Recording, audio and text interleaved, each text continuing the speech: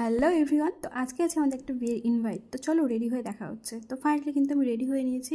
আর আমাকে দেখতে কেমন লাগছে সেটা কিন্তু অবশ্যই জানিও। আর সোনাইকেও রেডি করে নিয়েছি, হালকা একটু জুয়েলারি পরেছি আর সিম্পল একটা শাড়ি পরেছি। তো চলো বিয়েবাড়িকে দেখা হচ্ছে।